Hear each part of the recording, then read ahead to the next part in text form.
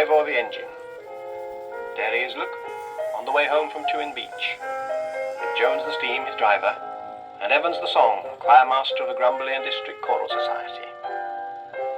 That was odd, wasn't it? Ivor going off to Tewin Beach all by himself. Very odd indeed. Not like Ivor, you know. Not at all. I wonder what got into him. Oh, I've got an idea what it is, Evans. I usually know what Ivor is thinking. Oh, yes? And what do you reckon? Oh, shh. Not in front of the engine. Oh, I see. Yes, of course. Very mysterious. Still, Jones the steam and Ivor went on with their life as usual. Nothing particular happened. They took boots to Mr. Dinwiddie. They took boxes of fish to Mrs. Thomas. Oh, and, well, all sorts of things to all sorts of people. And every day they were one day nearer to the annual outing of the Grumbly and District Choral Society, when Ivor was to take them all to Tewin Beach. Have you arranged for the, Oh, yes, Mr. Parry is taking them over on his lorry. And, what about the joining? Shh, come behind here, out of the way. There was something odd going on. Even Ivor noticed. Jones and Di whispering in corners. There was a sort of atmosphere of excitement about. Perhaps it was just the prospect of the outing. It's always a bit of a party. But Ivor went to bed feeling very puzzled. Morning, Ivor. Today is the day. The Choral Society outing. Today you must wear the silver wreath we won at the Eisteddfod, and you must take us all to Tewin Beach for a bathe and a picnic. Jones the steam lit Ivor's fire and oiled his slide boxes, and soon they were up at Llaniodd Station, where Mrs. Porty herself had polished the carriage for the outing and hung it all over with little flags. Ah, there you are, Ivor. Let me have a look at you now. Are you clean and polished and bright as a pin? Well, of course he is, Mrs. Porty. Right-ho, then. I'll see you at Tewin Beach. Bluebell and I are taking the picnic over in the donkey cart.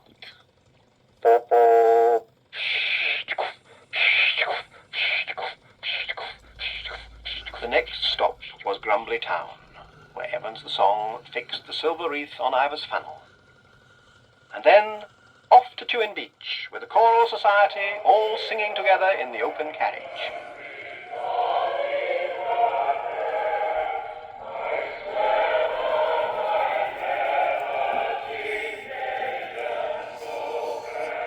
As they came down to the beach, and Ivor saw the golden sand, he remembered how sad he had felt that day, when all his friends went bathing and left him alone on the siding.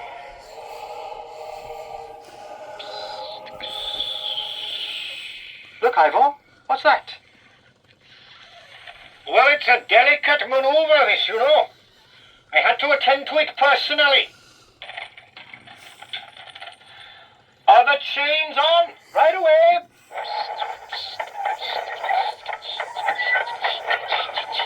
Ivor felt himself lifted into the air, and then swinging slowly round, he saw something that made him puff with excitement. A length of railway line leading down the beach into the sea.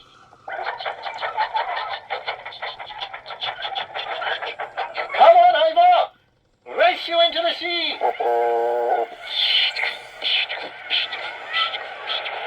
And the Grumbly and District Choral Society, with their first bass, Ivor the engine, raced down the beach and dived into the sea. Ivor laughed so much he blew his safety belt. They raced backwards and forwards, having a marvellous time, until the splashing put his fire out, and they had to push him back onto the beach.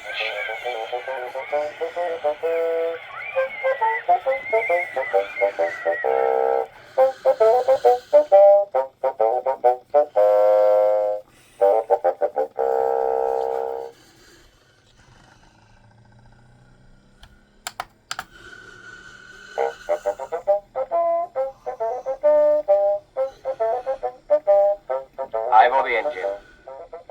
There he is, look, at Llaniodd Station, waiting patiently for something to do. Di, what about it? Are we to do any work today? Oh, George, I don't know. We've done everything there is to do here. There's no goods to carry to anywhere. No coal to go to Grumbly Gasworks. No boots for Mr. Dinwiddie. No new hats for Mrs. Porty. Nothing at all. Oh, well, what shall we do then? Stand about all day? Oh, I don't know.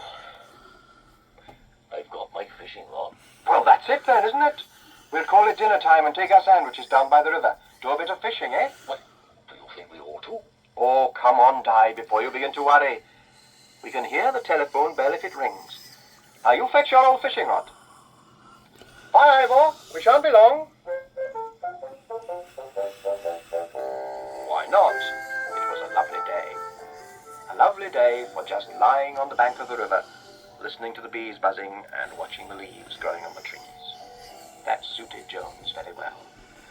But it wasn't such a good day for fishing. Oh, I don't know. Some days the fish will bite. Some days they just don't seem to be interested. What's their time off, I dare say? Don't be daft, Jones. Fish don't have time off. Everybody has to have some time off, Di. Maybe it's time for you to put down your fishing rod and have a snooze in the sun like me. Snooze in the sun? Oh, on a working day. Doesn't seem right somehow.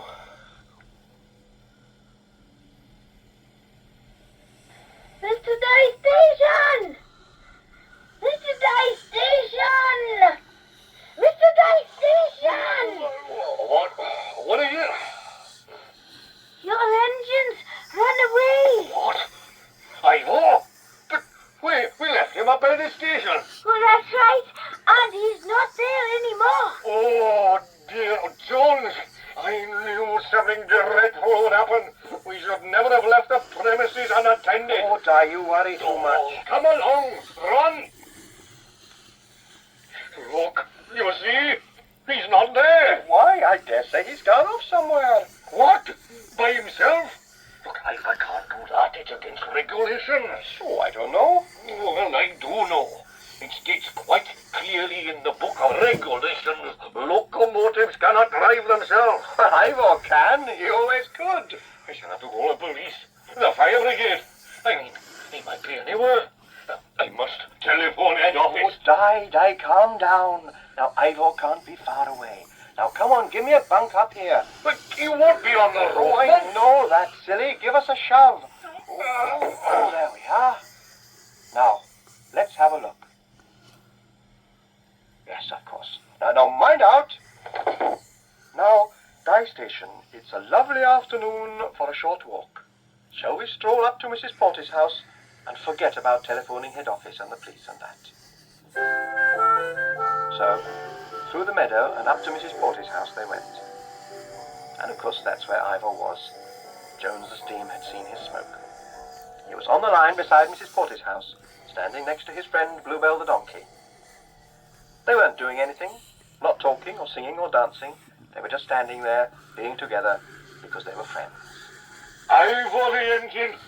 Just what do you think you are doing here? Oh, Di, don't be so serious. You know quite well what he is doing. He just came up here to visit his friend Bluebell, and that's what he's doing. Isn't that right, Bluebell? But it is against regulations, you know it is. Supposing we went off in the middle of the day like that. Like fishing, for instance. What?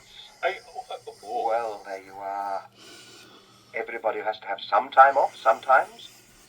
Railway engines, just the same as us, or the fish. Come on, Ivor, shall we go back to work? We can polish the coal or whitewash the potatoes or something. Come on, Di. Forget regulations and jump on. Bye-bye, Bluebell.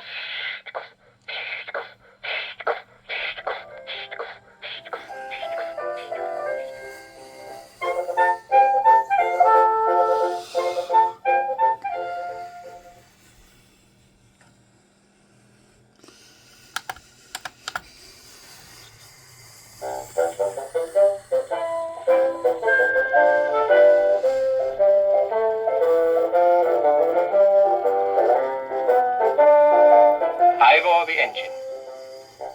There he is, trundling along the loop line above the quarry. And there's Jones the Steam, his driver, without a care in the world. Ow! Oh! Oh! Ivor, I've told you a dozen times you mustn't jam your brakes on like that. Oh, you've given me a nasty bump on the nose. Oh, it's no use you saying you're sorry. Oh, come on.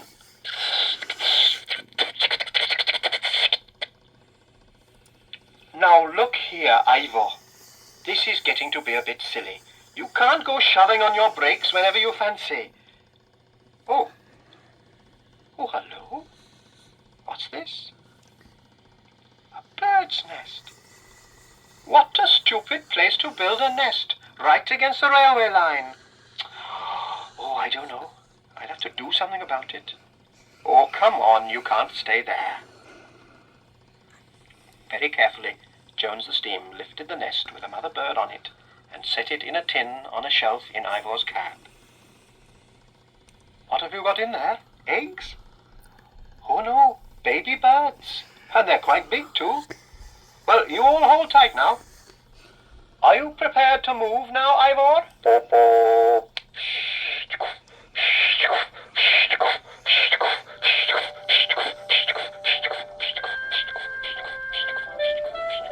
Well, that was a morning's work like any other.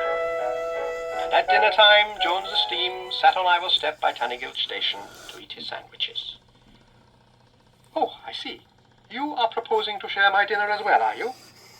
Here you are, then. I don't know whether you happen to like cheese sandwiches, but if not, you can just go and get yourself a worm, can't you? Jones the Steam ate his sandwiches, but Mrs. Bird broke hers into small pieces and fed them to her baby birds. Oh, well, I'm just going down the caf to have a cup of tea. See you later, Mrs. Bird. So while Jones went down to have his cup of tea, Mrs. Bird flew to pick some sunflower seeds in the station master's garden. Just a cup of tea, please, Mrs. Davis. 1 cup of tea on its way, Mr. Jones. How are you? How is Ivor? Oh, not too bad, considering our worries. Oh, you haven't a care in the world, you and Ivor? Oh, yes, we have. We have responsibilities. Family responsibilities. Like what exactly? Like 4 baby birds in a nest in Ivor's cab. The mother bird had made her nest right leaning on the line. I picked it up and put it in a tin box on the shelf in Ivor's cab. They're up there now.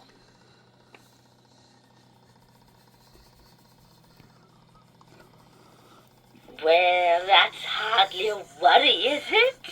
Well, you never know. Something might happen to them. Don't be daft, Mr. Jones. Hey, look at that. Fallen out of its nest, look. Oh, I hope it'll be safe. Where's Mrs. Bird, I wonder? Ah, pinching sunflower seeds. Oh, and look. There's Major Dolby's cat.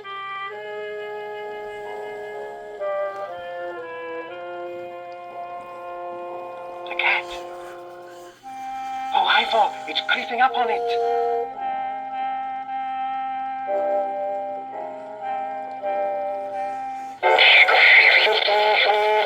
That's Ivor. Oh dear, something must have happened. All right, I'm coming. Oh dear. There's worries for you, isn't it? What's going on? Oh, one of them fell out of the nest. Oh, you clumsy bird. Now then, Mrs. Bird, you will have to keep an eye on them till we can find somewhere safe. Oh, come on, Ivor. Back to work.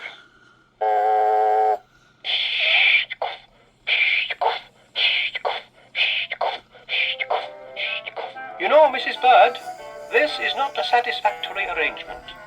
We must find somewhere a bit more peaceful for you to live. I tell you what, we'll have a word with Mrs. Potty. I can see her in her garden.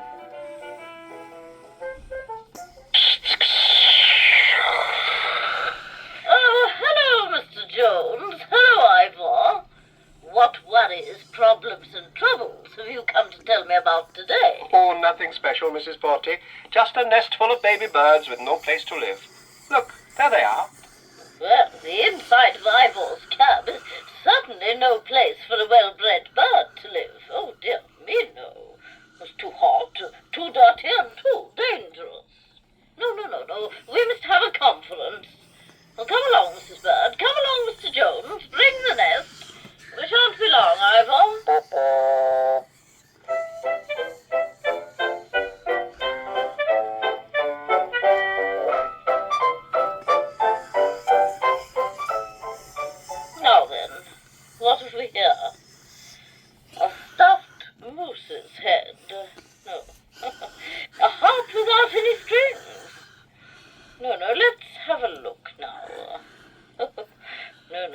that?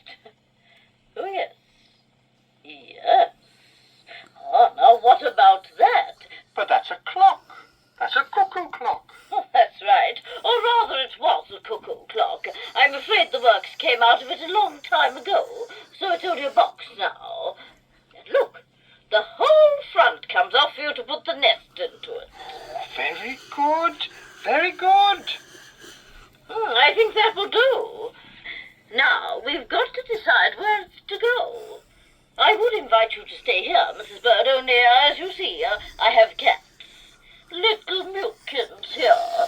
Little Milkins is a fierce, cruel, bird-eating monster, aren't you, Milkins? She would eat you as soon as look at you, Mrs. Bird. Well, I reckon as she's a wild bird like, she ought to live in a tree. Of course. In the apple tree, in the field by Ivor's shed. Then Bluebell can keep an eye on her while Ivor's away. Oh, come along, Mr. Jones. Come along, Mrs. Bird.